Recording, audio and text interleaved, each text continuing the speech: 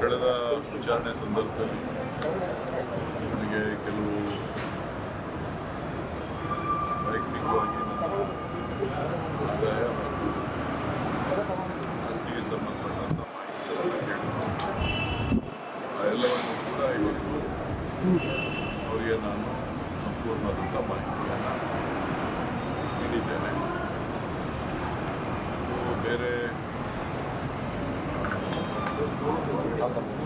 ನ್ಯಾಯಾಲಯದಲ್ಲಿರ್ತಕ್ಕಂಥ ಇತರೆ ಕೇಸ್ಗಳೇನಾದರೂ ಇದೆಯಾ ಅನ್ನೋದ್ರ ಬಗ್ಗೆ ಮಾಹಿತಿ ಕೇಳಿದ್ರು.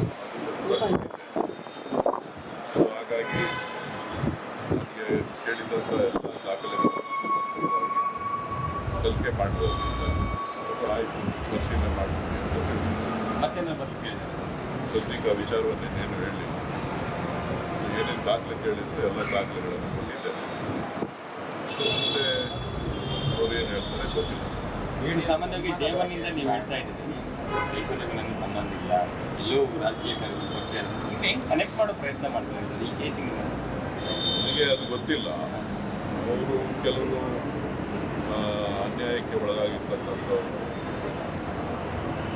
ಏನು ಹೇಳಿಕೆಗಳು ಕೊಟ್ಟಿದ್ದಾರೆ ಅದರ ಆಧಾರದ ಮತ್ತು ಏನೇನಾಗಿದೆ ಅನ್ನೋದನ್ನು ನೋಡಿ ಅವರು ಅರಿದಿರಬೇಕು ಅಂತ ಕಾಣ್ತಿದ್ದೆ.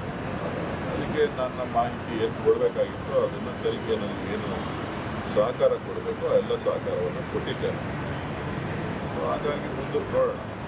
ಯಾವೆಲ್ಲ ದಾಖಲೆ ಕೇಳಿದ್ದೀವಿ ಅದೆಲ್ಲ ಹೇಳಲಿಕ್ಕೆ ಆಗೋದಿಲ್ಲ. ನನ್ನ ವೈಯಕ್ತಿಕ ಆದಾಯ ಮತ್ತು ಆಸ್ತಿಗೆ ಸಂಬಂಧಪಟ್ಟಂಥ ದಾಖಲಾತಿಗಳನ್ನು ಕೇಳಿದ್ರು, ಅದನ್ನು ಸಬ್ಮಿಟ್ ಮಾಡಿದ್ದೆ.